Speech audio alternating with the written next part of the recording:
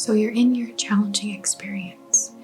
You're going through grief, loss, heartache, a time of personal transformation that is just very challenging, very painful. You might be dealing with self-loathing. You might be dealing with self-doubt. You might feel very confused about the next step or how long you'll be in this position. In my first video in this series, I talked about how important it is to validate, to let yourself have the ugly cry, to think the dark thoughts, not to stay there, but to really let that wave hit you. So in this video, I want to talk to you a little bit more about, what comes next. And at this point, it isn't exactly linear. While I believe validation is always the first step, maybe I'll, find out that I'm wrong, I have a life to live, but I think validation is always the very first step. But at this point, the healing process, the recovery process becomes a little less linear, as in you're gonna have your ups and downs. You're gonna have days where you feel like you're making a lot of progress and that you've moved on, so to speak. And then days where, you're doubting that you made any progress at all. But I encourage you in this time to remember the bigger picture. Remember to take it day to day. Let go of any guilt or shame that you're feeling regarding, how long it might be taking you to process, or that you're even struggling at all. I feel like in this day and age, we are ashamed to even struggle. Like, we feel that. We feel we need to be productive, that we need to move on. But healing through whatever you're going through takes time. And I'd really just encourage you to remember the bigger picture here and pull out your perspective. Take it day by day, but remember that healing or transformation or whatever you're going through has a much more expanded perspective versus judging yourself for having a bad day when you felt better the day before. I hope you know what I'm trying to say there. And I think that when you do zoom out, you'll see that there is a healing trend. So I want to give you some ideas that, you can work on in your own order, in a way that feels best to you, that can kind of get you something to focus on once you're past your validation stage of your alchemical process. I first want to encourage you to seek support, whether that means reaching out to a friend, family member, counselor. That might come very naturally to some people, but I am a very introverted person myself, and I have a lot of issues from childhood in regard to asking for things. I I'm working on my people-pleasing qualities, and I don't like to be a nuisance to people. I don't like to be seen as a victim. It's uncomfortable for me to ask for help, but when you're going through something, it is so important to reach out to your friends or someone that you can talk to. The act of communicating what you're experiencing to another, to someone that can hold a sacred, what I would call sacred, a safe space for you, as in hold you in your empowered state, not pity or see you as a victim in any circumstance. Someone that will see you in your power, even though you might be going through a very rough experience. These kind of conversations can provide a huge amount of emotional relief and build that sense of community. And as well, it's so helpful to articulate your feelings, your thoughts, and share them out loud with someone else. And of course, you know yourself best. I don't think this is for everyone necessarily or every circumstance, but if you need it, please don't hesitate to get professional help. A counselor, a therapist, or even someone in a community perhaps that you're a part of. Someone perhaps who can offer guidance, coping strategies, or just someone again who can hold space for you. Another step here when you're ready is really understanding and processing the experience that you've had or that you're going through. For example, to reflect on this event and the impact it has had on your life. I mentioned journaling in my validation video, but journaling is helpful. Again, talking to others is helpful. I know in a recent experience that I've had, I was very lucky. I have a friend that I've been talking to, but I also have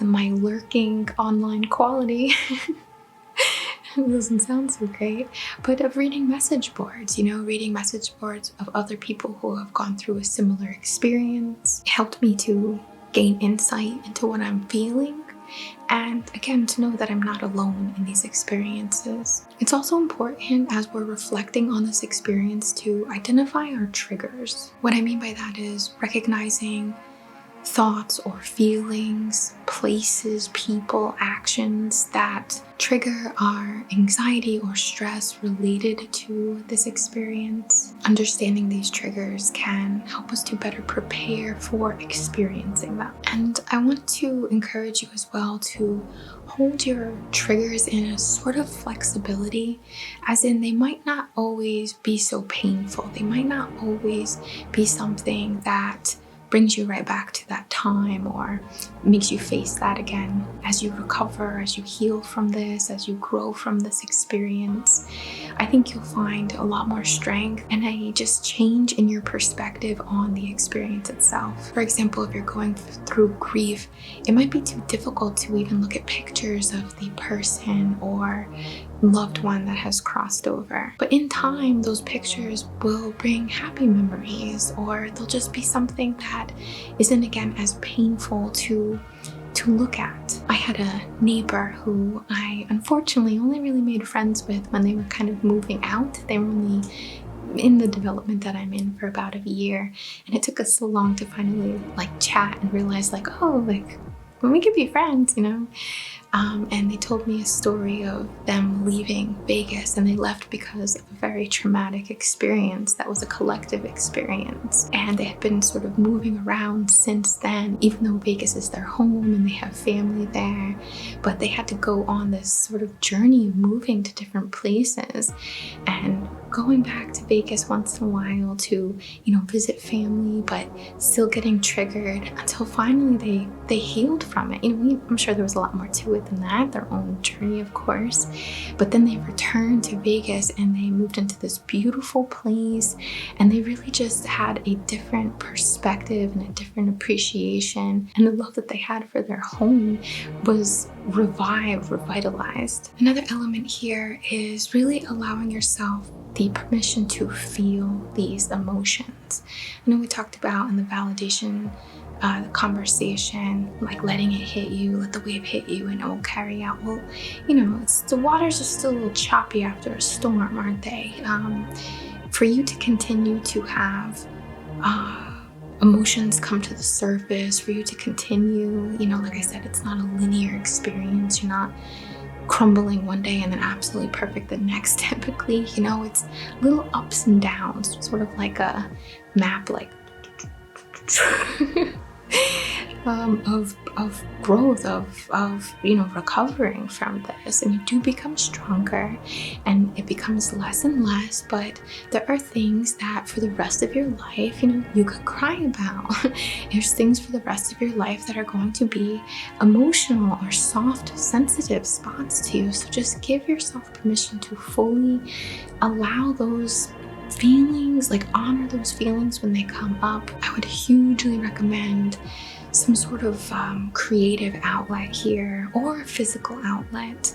Creative, it could be painting, writing poems, writing lyrics, making music. Physically, you could take on a new hobby or sport, or invest more into your physical release, how you process emotions in a physical way. And still on the topic of letting yourself feel your emotions, I think that meditation can be hugely helpful here.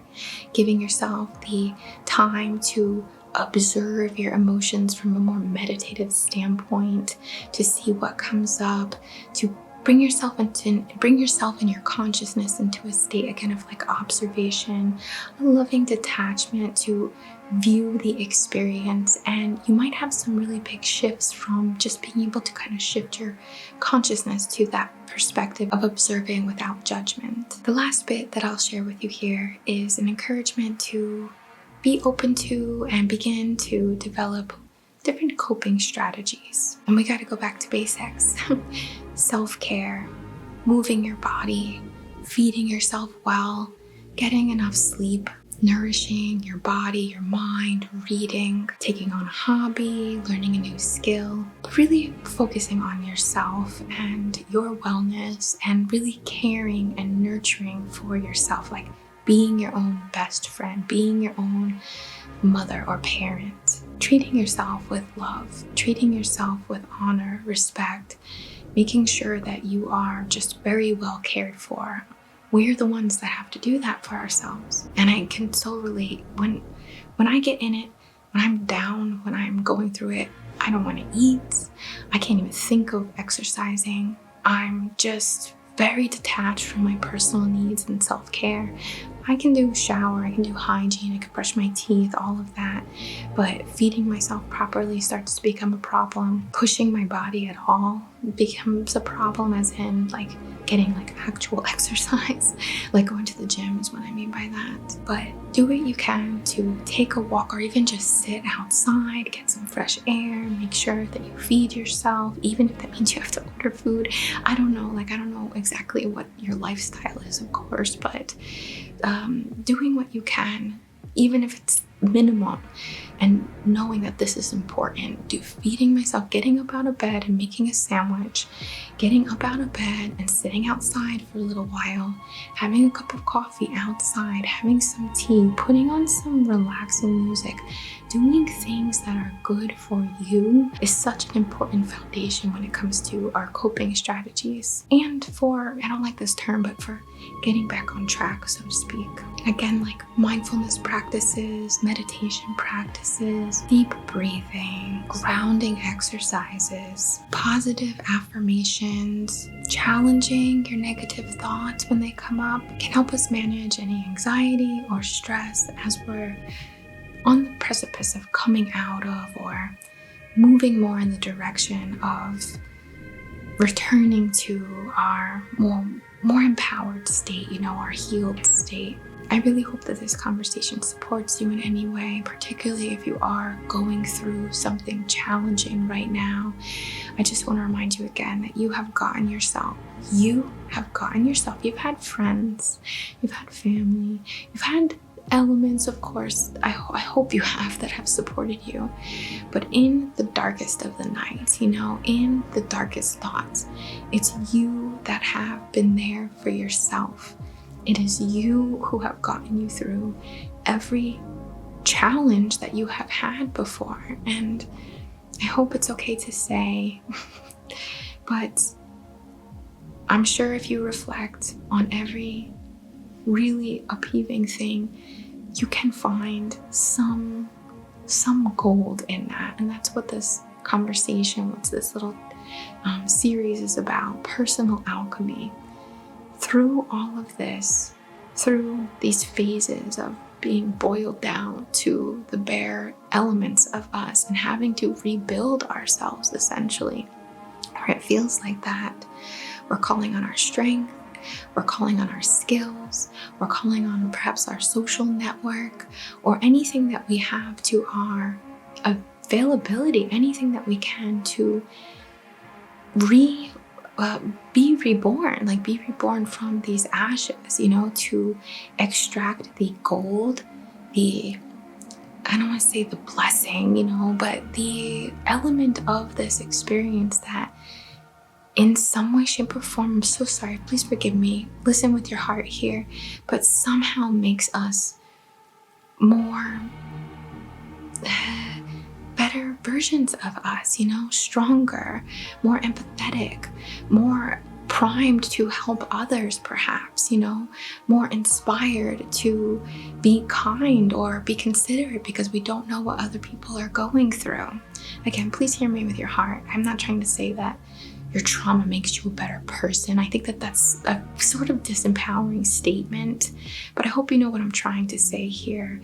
The depths of our experience really does somehow enrich our souls, enriches our character, helps with our compassion, and if my suffering can help me to be a better person for someone else, or to lend a hand, or to be more kind, or to in any way serve others, then I'll do it. I'll go through it. It's somehow worth it if on the other end it means that I'm more primed or capable or more understanding or more authentic in my connection to others in some way. Maybe you don't feel that way. I'm not sure. I don't mean to push that on you, but just sharing my perspective. Sending you so much love on your journey. You are not alone. I am holding you in your empowered state, and I know that you'll get through this and come out just glowing on the other side when all is said and done.